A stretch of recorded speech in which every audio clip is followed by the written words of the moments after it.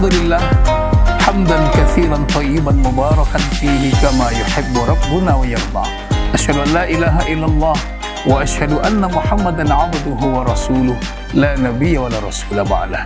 Segala puji bagi Allah yang masih memberikan kepada kita semua nikmat kesehatan, nikmat Islam tentunya yang paling besar, dan kita berharap kepada Allah Subhanahu wa taala bahwa nikmat Islam yang kita rasakan pada hari ini nanti ketika Allah telah mewafatkan kita dengan kalimat la ilaha illallah. Salat beserta salam kepada Nabi Muhammad sallallahu alaihi wasallam. Man shalla alayya salatan wahidatan sallallahu alaihi asyaran. Siapa yang berselawat kepadaku sekali saja, kata Rasulullah, maka Allah akan menyebut namanya sebanyak 10 kali.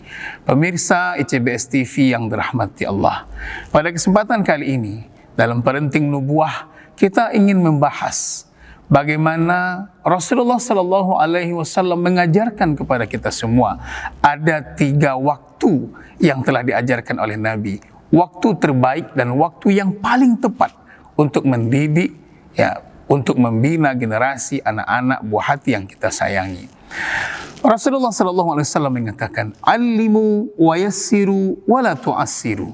Ajarkan mereka ilmu, mudahkan mereka dalam menuntut ilmu, mudahkan kalimat yang diberikan kepada mereka, wa la tu'assiru. Jangan mempersulit, wa basyiru, dan berikan mereka kabar baik, kabar gembira, wala tunaffiru. Jangan sampai mereka lari dari kita. Jangan sampai nasihat yang kita berikan, cara kita mendidik membuat mereka lari dan membuat mereka takut. Wa idza ghadiba ahadukum falyaskut. Apabila salah seorang di antara kalian sedang marah, maka diam. Nah, dari hadis ini kita diajarkan oleh baginda Nabi sallallahu alaihi wasallam ada kewajiban di dalam memberikan ilmu, ada kewajiban dalam mengajarkan mereka adab, ada tata cara dalam mendidik.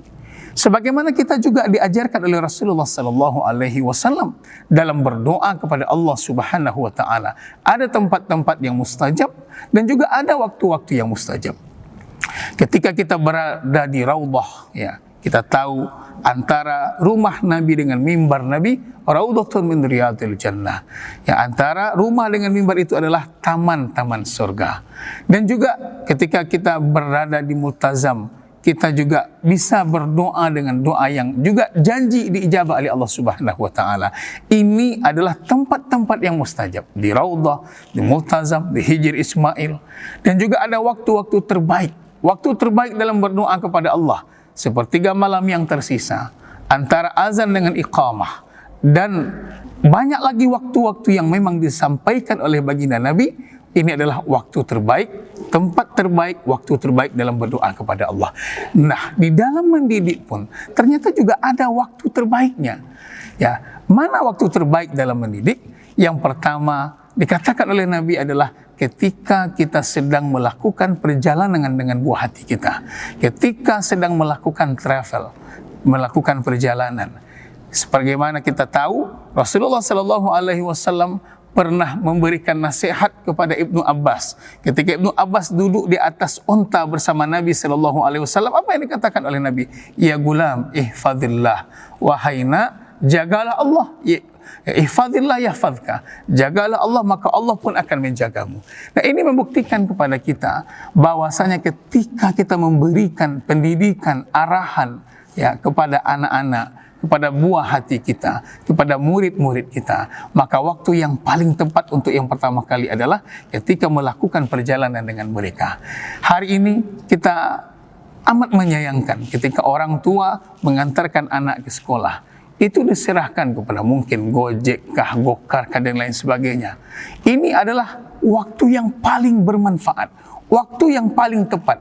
Di saat anak kita membawa motor, mengendarai motor, di saat kita berada di depan dan anak berada di belakang, ini adalah momen bertanya tentang apa yang dia pelajari, momen bertanya bagaimana hafalan dia, momen bertanya bagaimana dia dengan teman-temannya di sekolah, momen apakah dia menikmati pelajarannya atau tidak.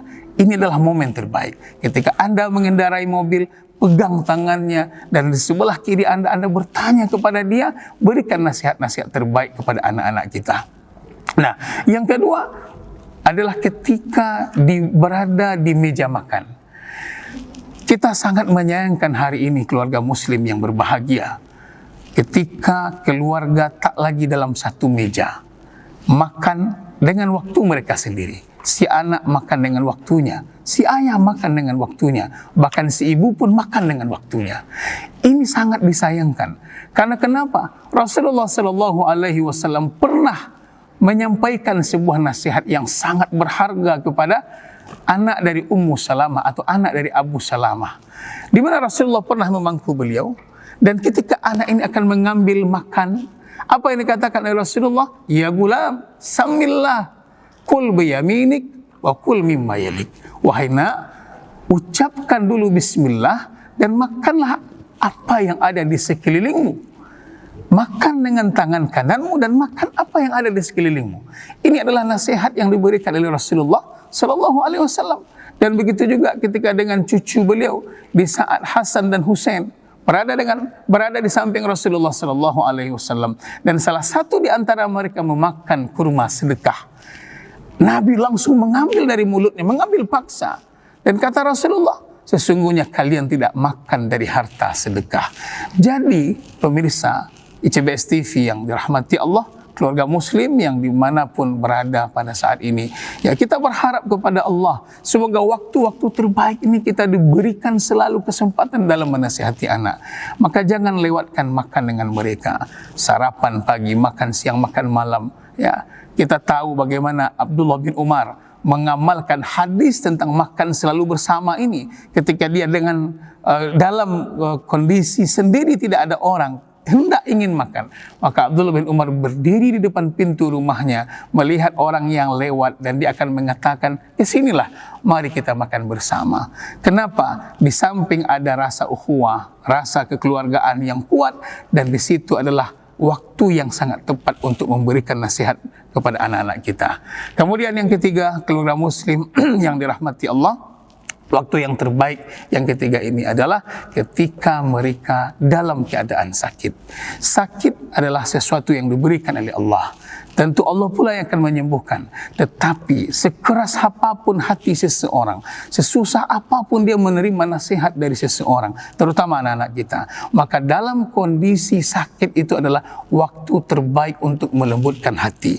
Kita pernah tahu ada sejarah di zaman Nabi Sallallahu Alaihi Wasallam, ada orang kafir Quraisy yang selalu menghina Nabi. Setiap Nabi melewati rumahnya, dia ludahi Nabi, dia hina Nabi. Sampai sahabat betul-betul marah dan ingin memukulnya. Tapi Nabi tidak mau. Nabi melarang dia, jangan, kata Rasulullah. Biarkan saja. Suatu ketika, sehari dua hari tidak ada suaranya. Dia tidak menghina, dia tidak meludahi. Bahkan Nabi heran, kenapa dia tidak ada? Maka Nabi SAW menyuruh sahabat untuk melihat dia. Ternyata dia sedang sakit. Siapa orang yang pertama menjenguk dia dalam keadaan sakit? Nabi SAW. Ketika Nabi masuk ke dalam rumahnya, tampak sosok seorang bapak-bapak yang sudah terbaring, tidak ada tenaga, ya. Dan dia kaget, langsung duduk melihat Nabi SAW. Apa kata dia? Ya Muhammad, wahai Muhammad, aku malu denganmu.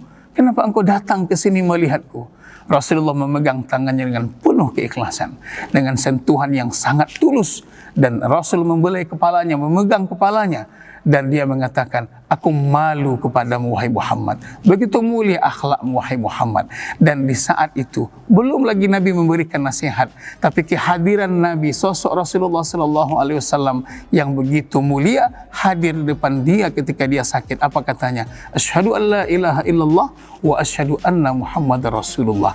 Jadi pemirsa ICBS TV yang dirahmati Allah, itulah 3 waktu terbaik dalam memberikan nasihat kepada anak-anak kita. Yang pertama, ketika kita dalam perjalanan, ketika dalam melakukan traveling dengan mereka. Kemudian yang kedua adalah ketika makan, kita makan bersama di meja makan. Kemudian yang ketiga adalah ketika mereka dalam keadaan sakit. Demikian saja. Assalamualaikum warahmatullahi wabarakatuh.